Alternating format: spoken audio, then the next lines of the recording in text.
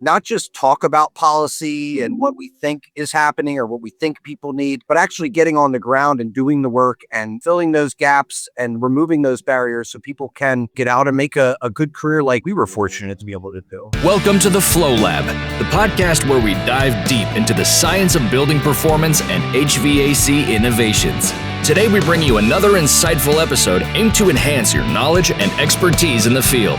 Joining us are your co-hosts, Ben Walker, co-CEO of Retrotec, and Sam Myers, a renowned building science specialist and Retrotec trainer.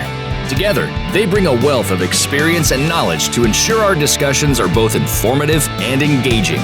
So, sit back, relax, and get ready to enter the Flow Lab, where we'll explore the world of building performance.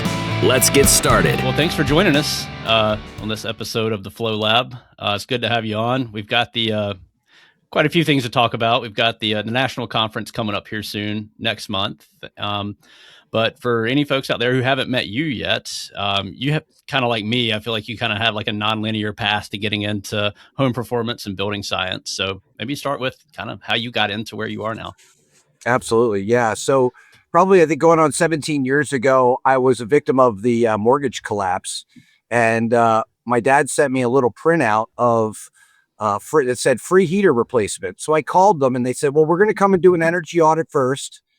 And they wound up giving me a free heater and seal and insulate my house. And I'm like, wow, I can make a living doing this, because I needed a new career. After getting out of the Navy, I didn't go to college. And so I started doing audits and then figured out I needed to, I couldn't make enough money just doing audits alone. So I started doing air sealing and insulation, helping HVAC contractors kind of move into the home performance space, get them through their first couple jobs at the state program. Was one of the first home performance with Energy Start contractors. Then the ARRA funds came around and I assisted in the deployment of lots of training programs at community colleges and all over. And always going to the BPA conferences, starting with the Affordable Comfort Institute down to Home Performance Coalition, now the Building Performance Association. And I'm like, I want to work there. That's where I want to work. And so I had, so it took me a couple of years, but eventually I was able to get on staff, and I've been on staff probably about 4.5, 5 years now. Yeah, that's awesome. I feel like you've kind of started as a contractor moving into like the national level. You've kind of started kind of seeing like a small sample of how things work. And now you just have this broad view to see kind of what everything's doing. So you're the outreach director at BPA. That's your title, right? So you keep tabs on what's going on across the country. Yeah. And I've kind of kept the same title for quite some time. And I still dabble in getting jobs done and helping people, be successful and actually getting the work done. But my role is primarily to help support both the conference as well as our outreach efforts around the country. And we have a lot of really good funding grants that projects that we're moving through in various states, and just kind of helping push the best efforts of the association forward to kind of just to fill gaps and remove barriers. Really, we try to go into a place and only help out where we're needed and not to supplant anything, but we just want to make sure that that especially places that may never have heard our message before get access to the same resources that some of these, more mature markets have gotten into. And to access those resources now, you can just go to the website and stuff and get them for free, or? Yeah, we have a litany of information. Not only do you have conference information on there, we have programs that, pages that talk about a lot of our state work in the various areas, specifically in and around workforce development and registered apprenticeship programs. We are now the current national guideline standards bearer for registered apprenticeship for energy auditors and weatherization laborers.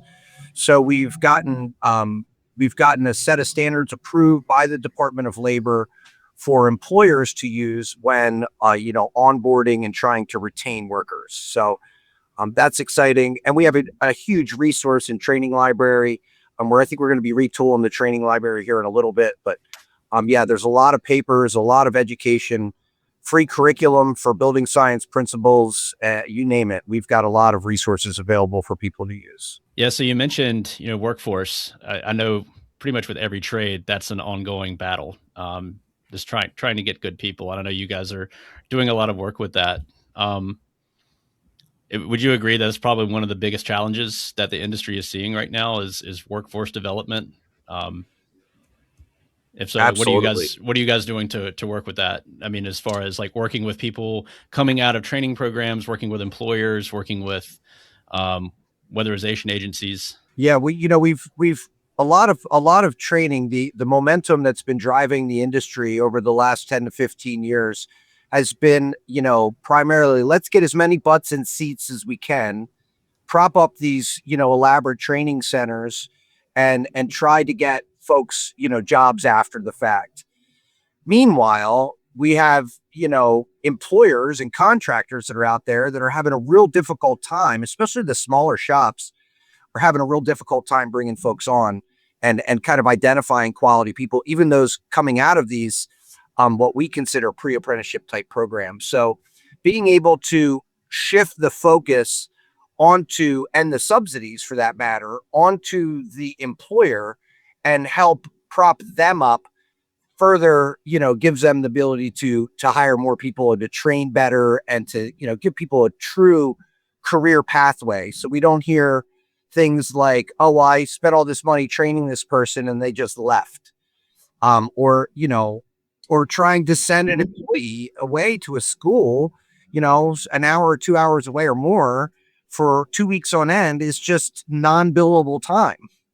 So, some of these new federal programs and existing Department of Labor programs are designed to help employers recoup the cost for not just the training, but for the time off the job. And I think that's where a lot of the focus is. And that requires training providers to think differently. That requires employers to think differently. Obviously, coming out of COVID, there's an expectation of the workers have a completely different expectation for life than they did before COVID. So, kind of changing with the times and helping people understand that there's, time tested programs like registered apprenticeship by that's been used by electricians and plumbers and tradespeople for many, many years, can work for our industry too. Yeah, do you see like a lot of those federal grants and stuff going away, or? The federal ecosystem is always in flux. It's always been a stop-start scenario since I've been in this industry, all the way down to the state levels. One thing is certain, that these programs, especially registered apprenticeship, has been around a long time. A lot of it is centered around state level employer-based tax credits. And some of the federal programs like the Training Residential Energy Contractors grant, which is the TREC grant that was embedded inside the Inflation Reduction Act. It was the only workforce development money embedded in the Inflation Reduction Act.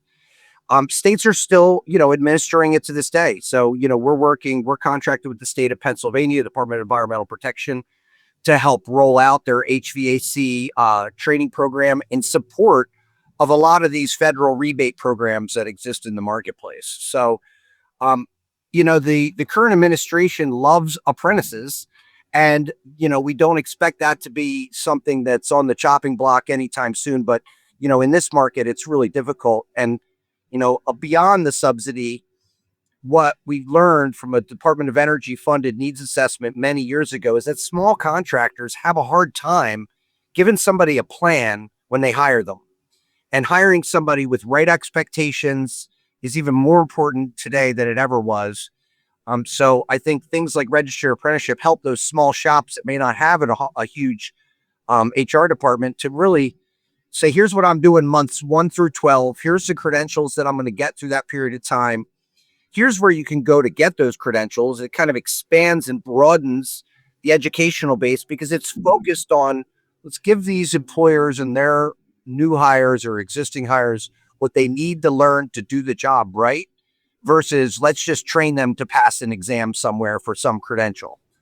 But we embed all that in too. So it's kind of best of both worlds. Yeah, I know one thing that you and I have talked about quite a bit is, weatherization contractors being able to work more with HVAC contractors to solve problems out there. And I know, as you mentioned before, as some of this federal and state funding, as it comes and goes, that means kind of the work comes and goes. But it'd be nice to have, something else for these weatherization contractors to kind of fall back on, like maybe some other for-profit work that might come from the HVAC community. And I know in my area and a lot of other areas too, the skills that these weatherization contractors have are so valuable, and it's what a lot of homeowners are looking for, and they don't realize it because what they're trying to solve, if it's a comfort problem, humidity problem, high energy bills, they call an HVAC contractor, right? And all they know is what they know. They don't know the house as a system. They don't know that kind of stuff, but these weatherization companies do. And so I feel like there's so much opportunity for the HVAC community, especially the small shops that are really trying to do stuff right and care. I feel like there's such a big opportunity to kind of pull them into this world a little bit more so that these two kinds of contractors can work more together to have more successful jobs. That's something I would love to see. I couldn't agree more. Yeah. Yeah. I mean, there's, the HVAC contractor is really the tip of the spear and always has been. In any given, even within programs or outside of programs, if a customer has a comfort issue, they're going to want to call their quote unquote comfort specialist. And given the significant advances in technology and education and knowing what we know about the house as a system, it's imperative that these certain levels of skill set get embedded into an industry that otherwise hasn't seen it much before. And we're really fortunate, in our career, we've seen a huge uptake in participation from the HVAC community. And a lot of those folks are aging out and the new folks are coming in. What used to be a crescent wrench is now a multimeter or a field piece of equipment or something of that nature. So, I think the energy expert is really the one in the middle that can provide these services and really assist in, the whole house approach for a homeowner to solve the problem for good and help, HVAC contractors better size equipment, better install equipment, pushing quality control kind of to the back end to ensure that everything's running right. And it's really incumbent upon the HVAC contractor to take up the reins. And I know a lot of them have done it. I mean, you and I both have a lot of friends in this business that are HVAC contractors. Yeah. And, we're seeing that more and more for no other reason, but it reduces callbacks. It's all about the money. Yeah. So, and you get that word of mouth marketing too, right? Oh, they actually solved my problem. Like exactly. Use these guys. So yeah, I don't even know I have heating and air conditioning anymore. Oh, my upstairs isn't hot or too cold because I air sealed and insulated. I didn't really need that whole second system. I just needed the air seal and insulate, my attic flat and my knee walls. And what do you think the best way for the HVAC contractors that are interested in trying to partner up with somebody is to try to find a partner in their area? Yeah, I mean, I think that there's certified professionals that understand how to run a blower door and this house is a system all over the country, both in new construction and existing construction. So there's two vastly different worlds, all doing pretty much the same activities.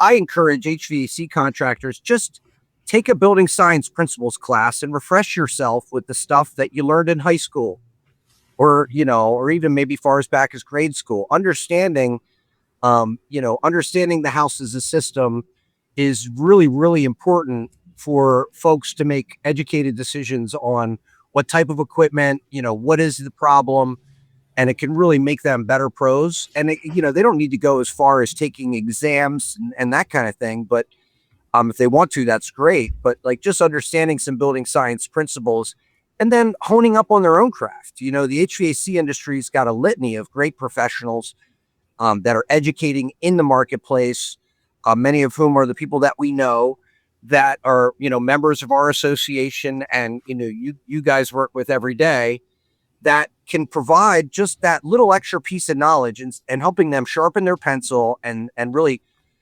honing in on what their craft is, as opposed to the old way of doing business, which does not work anymore, of just, licking your finger and putting your finger in the air and saying, yep, the wind's blowing this way.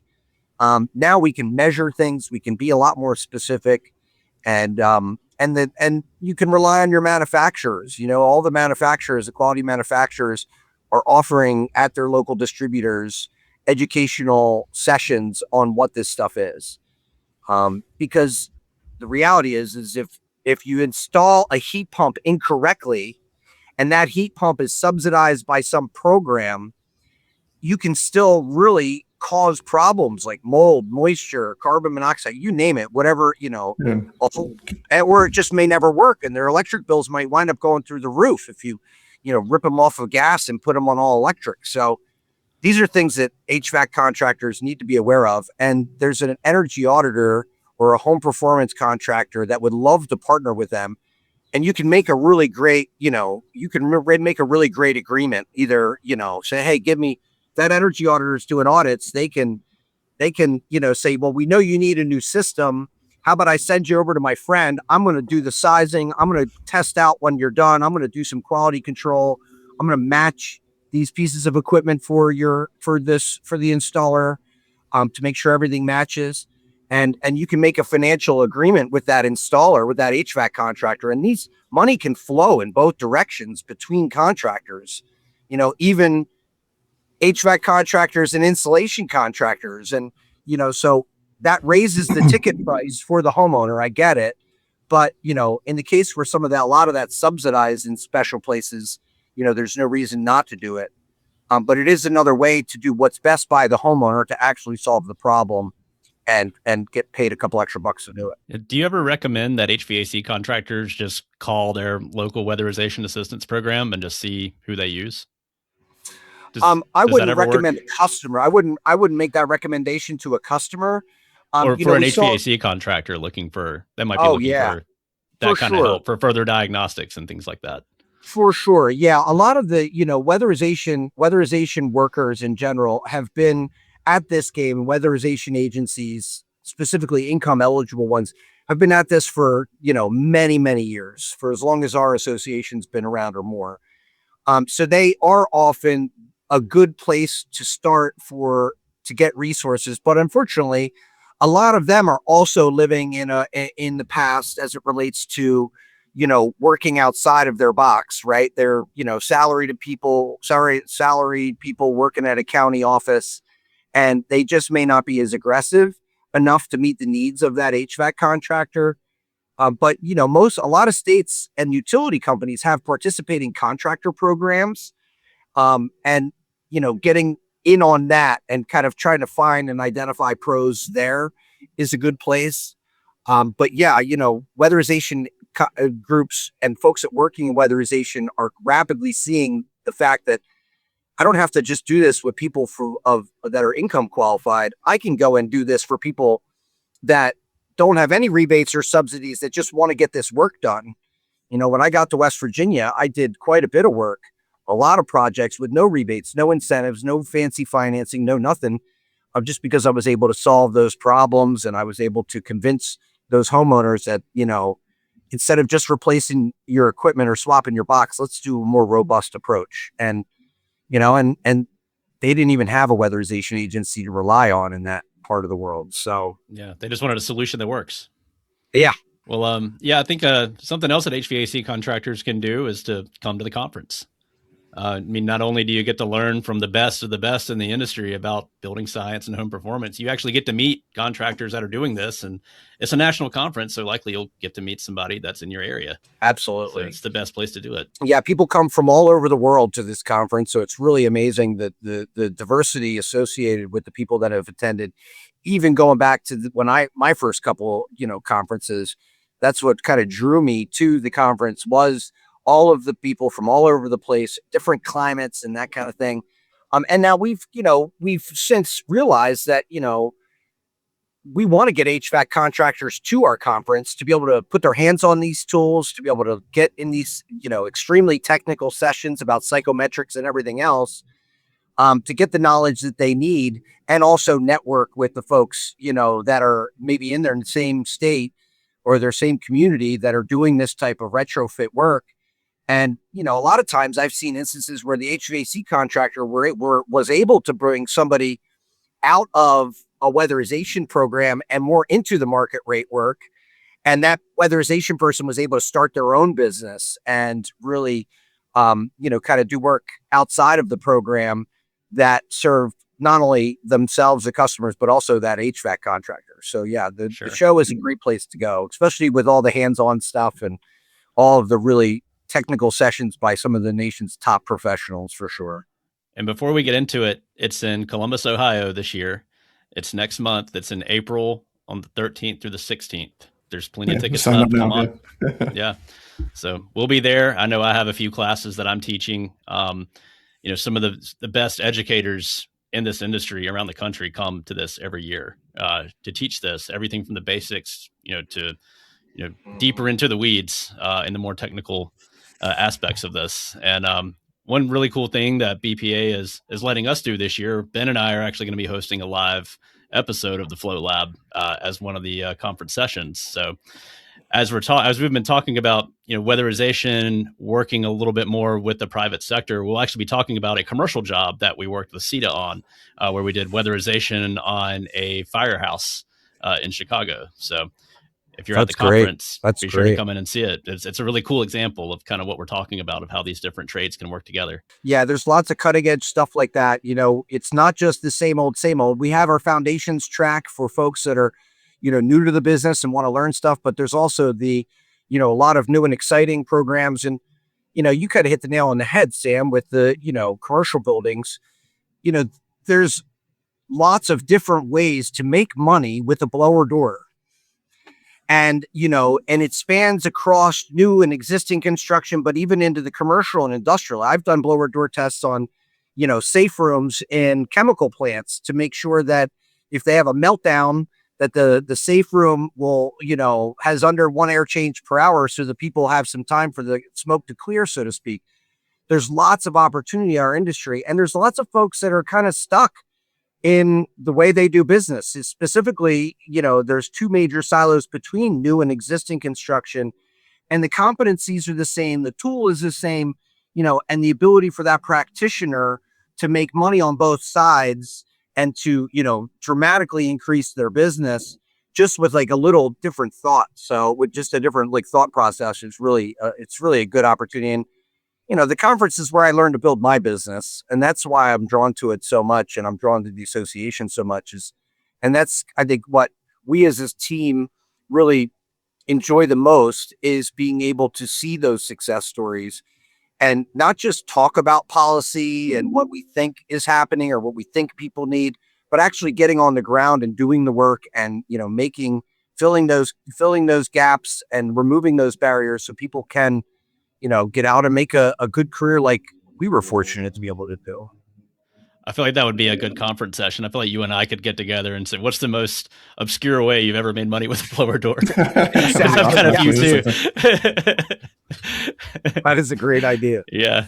I had one last year testing tobacco fumigation chambers. I don't know anything about that industry, but they were failing a fumigation test, and they needed to know how airtight the building is to see if it was their building or the way that they were testing the tobacco. So yeah, that's probably the weirdest one that I've done. Yeah, previous testing methods were very expensive and very arduous in a lot of these commercial applications. The blower door solves the problem for a lot of those, more obscure things where you have to really just hire some random engineering firm somewhere.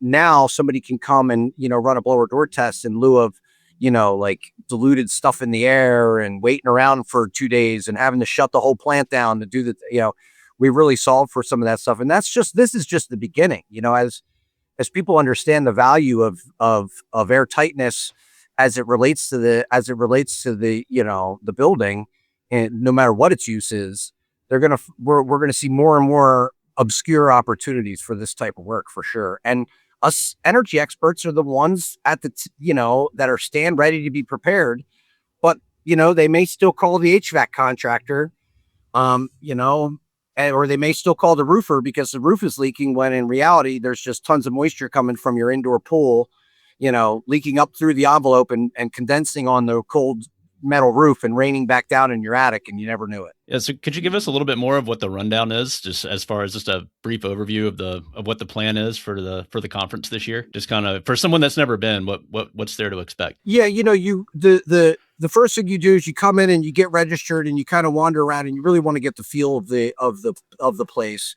Download the app, understand what sessions are available, and really map out your time before you get there, or even, take the first couple hours that you get on site after you put your stuff in your hotel room, to really kind of give yourself a plan for the few days. And so exactly what sessions that you want to get to. If somebody wants to call me, I've been more than happy to help people understand where they're at, and kind of make suggestions as to what tracks and what programs, and you can kind of bounce between different ones. But just having a plan, that way you're not stuck in a class that may not be applicable for you, or B, you just make the most out of it. You make the most out of it. And then, obviously get out on the town. Columbus and the Visitors Bureau there is really rolling out the red carpet for this event. So we're really thankful for that. So get out, enjoy some good food and some live music if you can. But really take your time to kind of understand what sessions are when, and what sessions are when. And of course, you don't ever want to miss the opening session with my good partner, Nate Natali. He's got the best jokes in the world. So it's really endearing to hear that opening session and the opening remarks from him and board members and our CEO, Steve Skodak. So yeah, I mean, I think make a plan is kind of the best thing. And if you need help with that, give us a call and we will happily help you down that road to see what works best for you, and how do you get the most out of this? And talk to all the vendors, make sure you talk to every vendor, even if you think you know them or you've done business with them before. There's every time you and I, Sam, meet, I learn something new every time. Same here. Yep. So, the manufacturers like yourselves are constantly coming out with new products, new ways of doing things, new leads on how to make money, so it's important that they visit the vendors, and, the sponsor booths, and if you have something, if you have a widget that you want everybody to know about, reach out. We still have plenty of table space left. We would love to see people exhibit and promote their stuff and really give back to the community in that fashion as well, and kind of invest in their business. Because it's a great place to do that, because all eyes are on, everybody's looking. Yeah, and I think too, looking just at the presenter list, just scrolling through that and just seeing who's speaking, because it's likely somebody whose article that you've read that maybe changed your way of thinking, or maybe a book that you read. Allison Bell's is usually there every year too. His book has just been awesome for the industry. Just for making everything plain and clear. John Tooley is still coming out to these and teaching too. He's one of the founding fathers of building science in North America as we know it today. So being able to meet these people like that face to face and ask them questions, I mean, there's really not many other opportunities you get to do that. Yeah, and there's lots of fresh faces that have been around just for a couple years that are just really dynamic in what they do. So there's lots of new talent. That's what excites me a lot. Like my friend Vishon. He's one of our board members. He does healthy homes training. I think he's got a couple sessions, really engaging, really great to learn from, and really, kind of hits the mark to, so getting some of that fresh perspective. And a lot of this just goes beyond the certification. We get a lot of people say, all right, I got certified. What's next? And this is the what's next. These people will tell you what's next and go beyond that credential and really help you build a career that you can be happy with. Absolutely. So, where do you see the industry heading from here? I feel like we've evolved, a good amount as far as our processes, what we know. I know workforce development is still a challenge, but looking ahead over the next few years, what do you see happening? That's a good question, and I see a lot of things. I see a lot of things coming down the pike, but I think the most important one is the industry is slowly going to be more reliant upon the free market activities and the customer's desire to live in a safe, comfortable, and efficient home. And I think we're going to move more in that direction and farther away from these subsidized programs and utility programs from across the states. I know that may be a little controversial.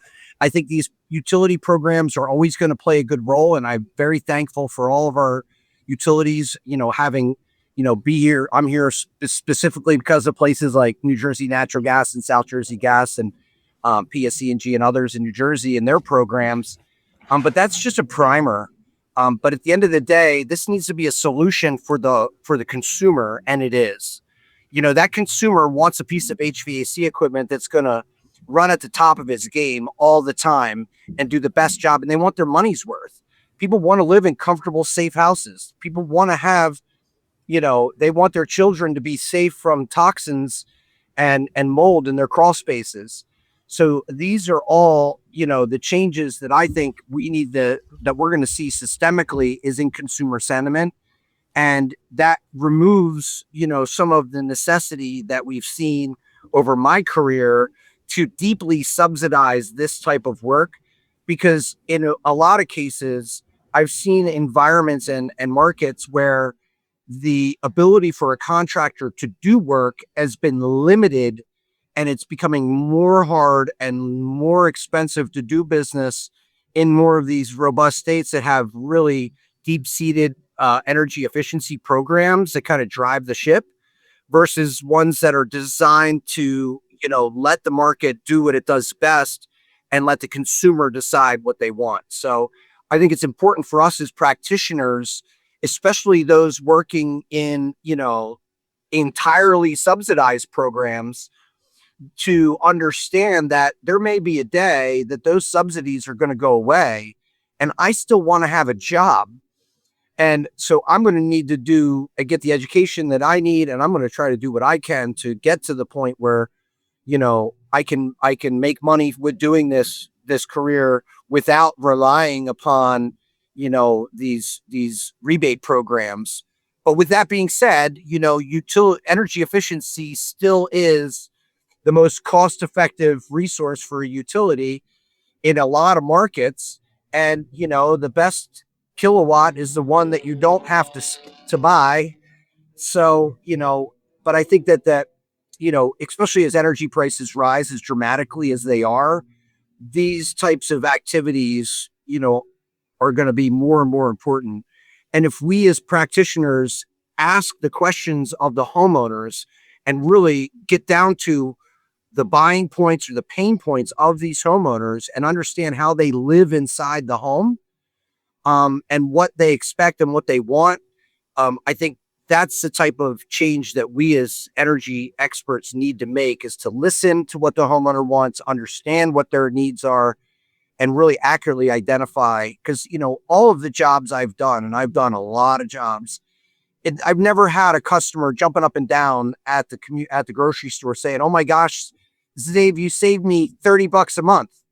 They say, "Oh my gosh, Zave, I feel so much more comfortable in my house," or, that mold smell went away, or I can finally afford to live here, or, I got rid of the dust. I mean, a lot of people just call me because they got dust, so, and you have to ask questions. And one of our good friends just did a podcast not too long ago saying the exact same thing. You really got to, have conversations with the homeowner, whether it's subsidized or not.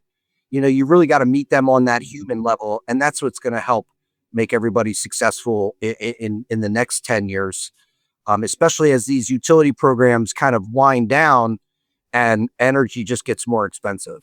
And then, like, from the homeowner's perspective, like, what questions should they be asking to make sure that they have a qualified HVAC person or an energy auditor doing the work on their home? Yeah. I think that they should choose somebody that they're aware of, that they know that did work for their friends or their family, or part of some type of participating contractor program. There's participating contractor programs hosted all over the country in various ways, with utilities, with weatherization agencies, cities, towns that are, that are vetted contractors to make sure that they're licensed and insured.